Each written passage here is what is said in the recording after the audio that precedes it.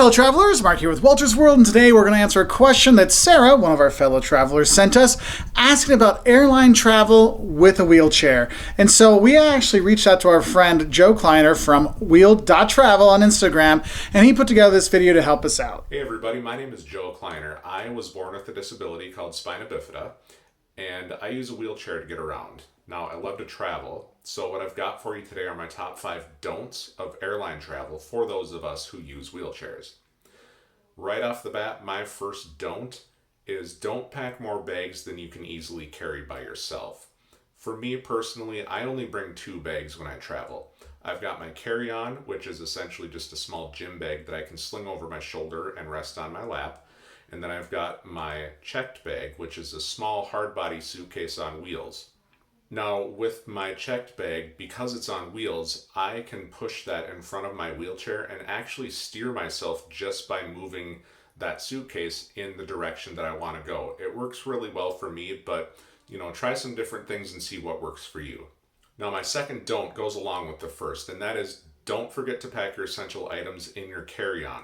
For me, that would be medical equipment, any medication that I might be on, toothbrush, toothpaste, cologne, deodorant, and an extra pair of clothes. Everything else you could probably afford to pack in your checked bag. So all of your extra clothes, an extra pair of shoes, a camera, a hat, anything like that, that although you obviously wouldn't want to lose, you could afford to lose, and you wouldn't necessarily ruin your vacation if that were to happen. All right, so my third don't is don't check in at a kiosk. Instead, what you want to do is go directly to the check-in desk and speak with a live representative.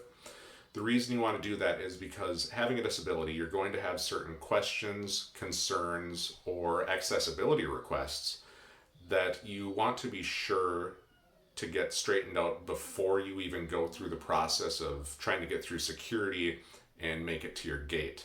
The other reason that you want to check in with a live person is because you need to get a destination tag for your wheelchair.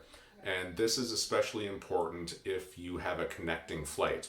You obviously don't want to take the chance of having your wheelchair be rerouted to the wrong city, which I have heard of happening. Luckily, it's never happened to me, but that's why you always get a destination tag for your wheelchair. My fourth don't for you is don't assume that everybody who works at the airport will automatically know how best to assist you. You need to be assertive enough and have the confidence to speak up, voice your concerns, and ask the right questions to ensure that your trip goes off as flawless as can be. So don't be afraid to speak up when you need to. All right, so my fifth don't for you is don't drink a ton of water before your flight. If you've ever been on an airplane before, you know how small the bathrooms can be. They're not exactly wheelchair friendly. So what I find works best for me is to not drink anything 2 to 3 hours prior to my flight. And depending on the duration of the flight, I might not even drink anything on the plane.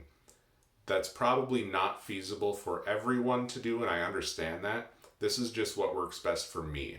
So experiment with some different things, see what works best for you. If there are things that I left out in this video or other don'ts that you can think of, best practices that you follow, be sure to leave a comment below and let us know what those are. You can also follow me on Instagram at wheel.traveled. And with that, I will send it right back to you, Mark. Thank you, Joe, and thank you, Sara, for the question. I hope this can help you out with your travels heading forward. And so we want to say have a great weekend, and we wish you all the best. Bye.